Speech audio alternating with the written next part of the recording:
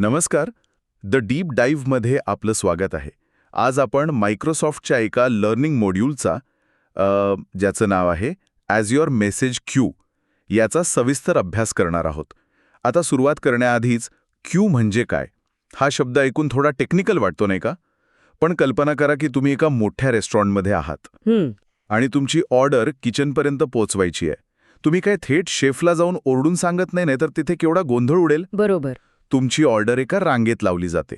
सॉफ्टवेअरच्या जगातही हे क्यू तसाच काम करतात, म्हणजे डेटासाठीची एक डिजिटल रांग. अगदी बरोबर.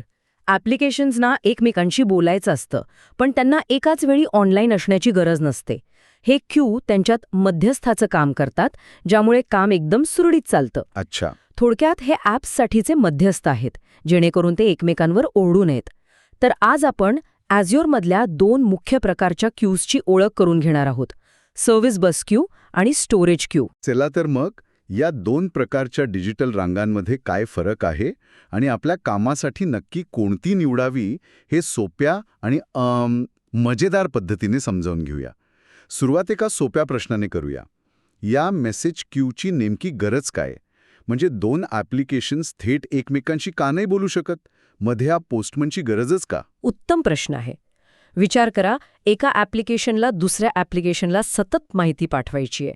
समजा पहिला ॲप खूपच वेगवान आहे आणि दुसरा ॲप थोडा हळू आहे समजा. हो, किंवा काही वेळासाठी बंद पडला आहे, तर काय होईल? पहिला ॲप्लिकेशन एक तर थांबून राहील किंवा त्याची पाठवलेली माहिती हरवून जाईल. इथेच क्यू कामाला येतो. क्यू म्हणजे एक प्रकारची बफर किंवा काय म्हणतात त्याला, एक तात्पुरती साठवण. ओके. पाठवणारा, ज्याला आपण प्रोड्युसर म्हणू, तो आपले मेसेज या क्यूमध्ये टाकतो आणि स्वीकारणारा म्हणजे कन्झ्युमर आपल्या सोयीनुसार आणि वेळेनुसार ते मेसेज उचलतो. यालाच डिकपलिंग म्हणतात. डिकपलिंग. हो, म्हणजे दोन्ही ॲप्लिकेशन्स एकमेकांवर पूर्णपणे अवलंबून नसतात. म्हणजे कामाचा लोड सुद्धा विभागला जातो.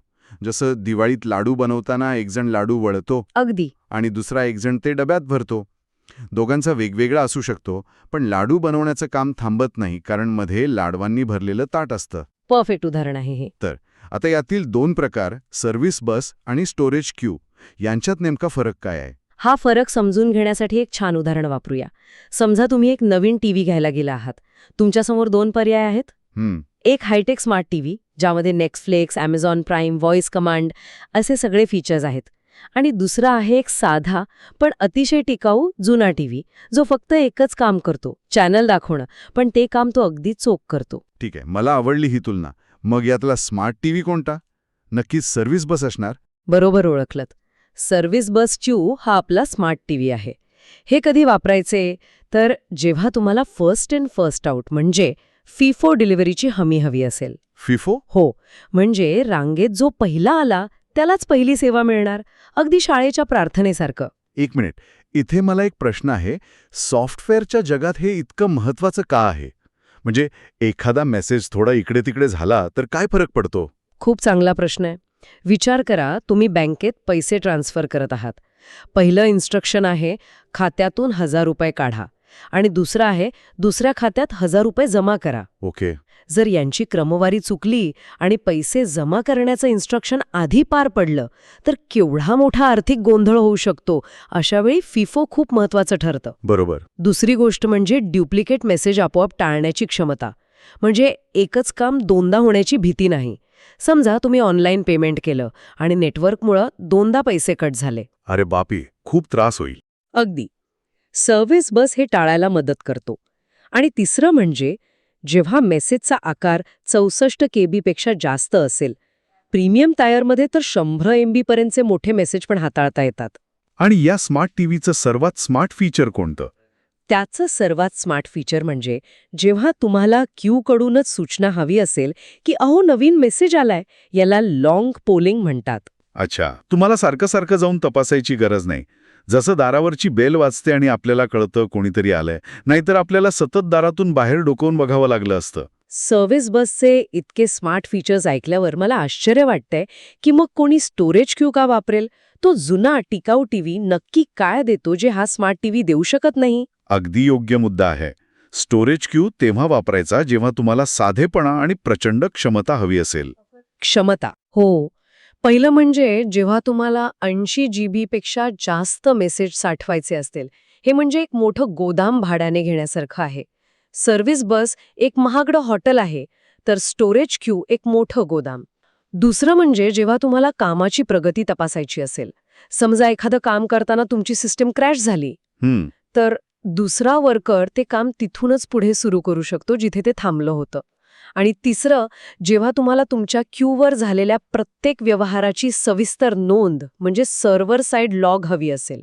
हे सोपे, विश्वासार्ह आणि मोठ्या प्रमाणात काम करण्यासाठी बनवले आहेत. म्हणजे फीचर्स कमी पण ताकद जास्त. बरोबर. आणि इथेच एक महत्वाची गोष्ट लक्षात घ्यायला हवी. एक सामान्य गैरसमज असतो की जास्त फीचर्स म्हणजे नेहमीच चांगलं. हो, असं वाटतं. पण सर्व्हिस बसच्या प्रत्येक फीचरची एक किंमत असते पैशात आणि कॉम्प्लेक्सिटीमध्ये. आमच्या एका प्रोजेक्टमध्ये आम्हाला फक्त मेसेज साठवायचे होते, पण कदाचित भविष्यात फिफो लागेल असं म्हणून आम्ही सर्व्हिस बस निवडला. अच्छा.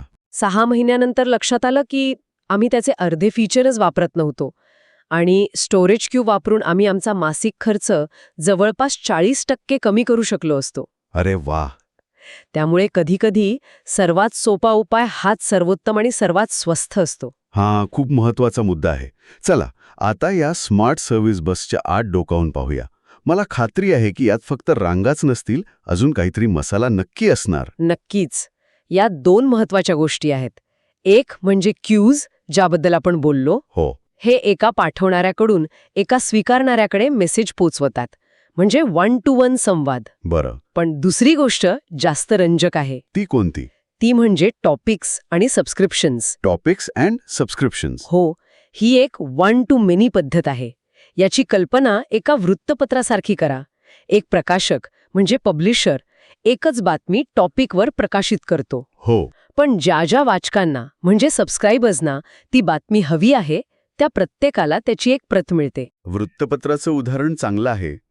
पण आजच्या जगात जिथे प्रत्येकाला वैयक्तिक फीड मिळतो, तिथे थोडं जुनं वाटतंय. याला आपण ट्विटरच्या हॅशटॅगसारखं म्हणू शकतो का? अरे वा.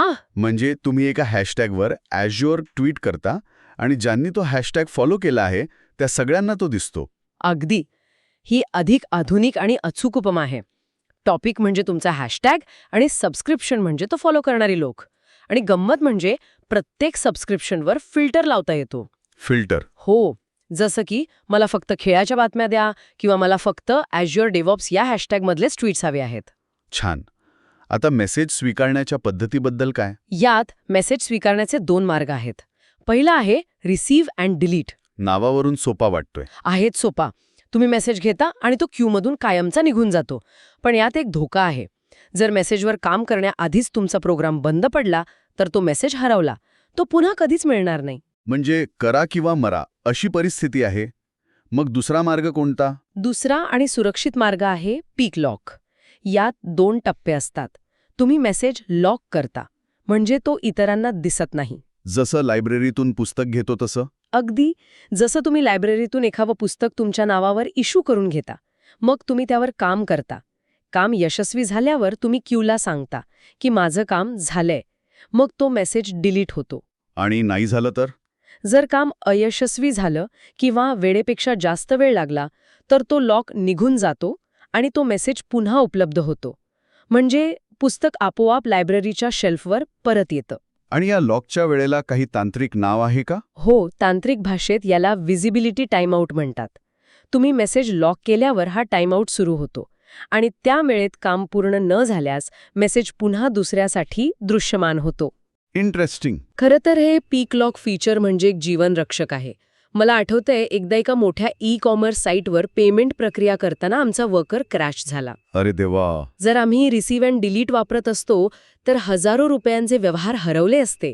पण पीक लॉकमुळे ते मेसेज सुरक्षित राहिले आणि दुसऱ्या वर्करने ते काम पूर्ण केलं. त्या दिवसापासून मी या फीचरची चाहती झाले. वा. हा अनुभव ऐकून त्याचं महत्त्व कळलं. आता बोलूया त्या मोठ्या गोदामाकडे. Storage queue. त्याचं आर्किटेक्चर इतकं वेगळं आहे का? या उलट त्याचे घटक खूप सरळ आणि सोपे आहेत. पहिलं म्हणजे स्टोरेज अकाउंट. हे म्हणजे तुमचं संपूर्ण गोदाम. ओके. हो. मग येतं क्यू. हे त्या गोदामातील एक विशिष्ट रॅक किंवा कप्पा आहे जिथे तुमचे मेसेज ठेवलेले असतात. एक गंमत म्हणजे क्यूचं नाव नेहमी लहान लिपीत म्हणजे लोअर केसमध्ये असावं लागतं. असं का? काही तांत्रिक कारण असेल, पण मला वाटतं कदाचित ते खूप विनम्र असतात म्हणून. त्यानंतर येतो मेसेज. ही त्या कप्प्यात ठेवलेली एक वस्तू आहे. त्याचा आकार 64 KB पर्यंत असू शकतो. आणि शेवटी या गोदामापर्यंत पोहोचण्यासाठी एक पत्ता लागतो, तो म्हणजे URL. या पत्त्याद्वारे तुम्ही तुमच्या क्यूपर्यंत पोहोचू शकता. सगळं काही अगदी सरळ, साधं आणि शिस्तबद्ध. आणि ही मेसेज किती काळ टिकतात? त्यांची काही एक्सपायरी डेट असते का? जसं दुधाच्या पिशवीवर असते. हो, बाय डिफॉल्ट ते 7 दिवस टिकतात. पण तुम्ही ही वेळ बदलू शकता, वाढवू शकता किंवा कमी करू शकता. आणि कायमचे ठेवता येतात का? हो, जर तुम्ही वेळ -1 सेट केली तर ते मेसेज कधीच एक्सपायर होणार नाहीत. ते तिथेच राहतील जोपर्यंत तुम्ही त्यांना स्वतः डिलीट करत नाही. जणू काही त्यांना अमरत्वाचं वरदान मिळालंय. हे सगळं ऐकायला खूप छान वाटतंय, पण डेव्हलपर प्रत्यक्षात हे कसं करतात? हे सगळं एकत्र कसं काम करतं हे समजण्यासाठी आपण एक उदाहरण घेऊया का? नक्कीच. समजा एका फूड डिलिव्हरी ॲपमध्ये ऑर्डर प्लेस झाल्यावर किचनला एक नोटिफिकेशन जातं. या प्रक्रियेत हे सगळं कसं वापरलं जाईल? उत्तम उदाहरण. चला, या फूड ॲपच्या कथेमधून आपण डेव्हलपरचा प्रवास समजून घेऊया. समजा आपल्याला स्टोरेज क्यू वापरायचा आहे. ठीक आहे. जेव्हा ॲप पहिल्यांदा सुरू होतं तेव्हा डेव्हलपर एक कोड लिहितो जो क्यू तयार करणे हे काम करतो.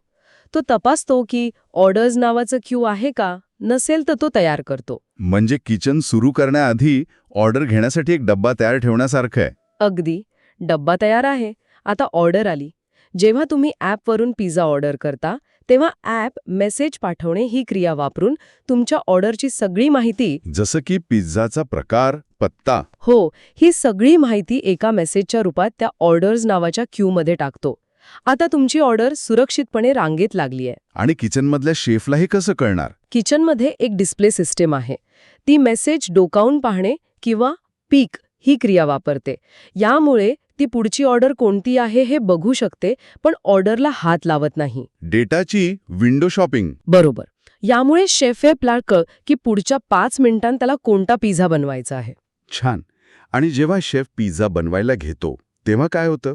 जेव्हा शेफ ऑर्डर बनवायला तयार होतो तेव्हा सिस्टम मेसेज काढून त्यावर काम करणे, ज्याला DQ म्हणतात, ही क्रिया करते. ती मेसेज मिळवते, ज्यामुळे तो मेसेज लॉक होतो आणि त्याचा व्हिजिबिलिटी टाइमआउट सुरू होतो. समजा 30 सेकंड. अच्छा, म्हणजे आता तो मेसेज दुसऱ्या कोणत्याही शेफला दिसणार नाही. नाहीतर दोघं मिळून एकच पिझ्झा बनवतील. आणि पिझ्झा तयार झाल्यावर? पिझ्झा तयार होऊन डिलिव्हरीसाठी निघाल्यावर सिस्टम मेसेज डिलीट करणे ही क्रिया वापरते. ती क्यूला सांगते, हे काम झालंय, आता हा मेसेज काढून टाका. आणि नाही झाला तर 30 सेकंदात? जर काही कारणाने 30 सेकंदात पिझ्झा बनला नाही तर तो लॉक निघून जाईल आणि मेसेज पुन्हा रांगेत दिसायला लागेल, जेणेकरून दुसरा शेफ ते काम हाती घेऊ शकेल. आणि एकाच वेळी किती ऑर्डर आहेत? हो, त्यासाठी रांगेची लांबी तपासणे ही क्रिया आहे. मॅनेजर विचारू शकतो, अजून किती ऑर्डर बाकी आहेत, आणि सिस्टीम सांगेल, अंदाजे 15 ऑर्डर आहेत. हा एक अंदाज असतो, कारण त्याच वेळी नवीन ऑर्डर येत असतात आणि जुन्या पूर्ण होत असतात. बरोबर. आणि दिवसाच्या शेवटी आपण क्यू डिलीट करणे वापरून तो डबा रिकामा करून फेकून देऊ शकतो, जेणेकरून दुसऱ्या दिवशी नवीन सुरुवात करता येईल. तर आजच्या या सविस्तर चर्चेतून आपण काय शिकलो? आपल्याकडे 2 प्रकारच्या रांगा आहेत. सर्व्हिस बस, जो एक हुशार आणि वैशिष्ट्यपूर्ण संवादक आहे, जणू काही तुमचा स्मार्ट पर्सनल असिस्टंट. आणि दुसरीकडे आहे स्टोरेज क्यू, जो मोठ्या कामाच्या बॅकलॉगसाठी एक साधा पण शक्तिशाली पर्याय आहे, एका मोठ्या गोदामासारखा. आणि या दोन्हींचा मुख्य उद्देश आहे डिकपलिंग. तुमच्या ॲप्लिकेशन्सना एकमेकांपासून स्वतंत्र ठेवून त्यांना अधिक विश्वासार्ह आणि स्केलेबल बनवणे. त्यांना श्वास घ्यायला जागा देणे. हो, अगदी. जेणेकरून ते एकमेकांच्या कामात अडथळा आणणार नाहीत आणि आपापल्या गतीने काम करू शकतील. आजची चर्चा इथे संपूया, पण एका विचार करायला लावणाऱ्या प्रश्नासोबत. आपण पाहिलं की मेसेजवर काम अयशस्वी झाल्यास तो पुन्हा उपलब्ध होतो. पण विचार करा, जर एखादा मेसेज खराब असेल आणि त्यावर कधीच यशस्वीपणे प्रक्रिया होऊ शकत नसेल तर? म्हणजे समजा आपल्या फूड ॲपमध्ये एका ऑर्डरचा डेटाच करप्ट आहे. तो मेसेज वारंवार रांगेत परत येत राहील, बरोबर? हो, बरोबर. असे विषारी मेसेज पुन्हा पुन्हा रांगेत येऊन सिस्टमला जाम करण्यापासून कसे रोखले जातात, ते कुठे जातात याचा विचार नक्की करा.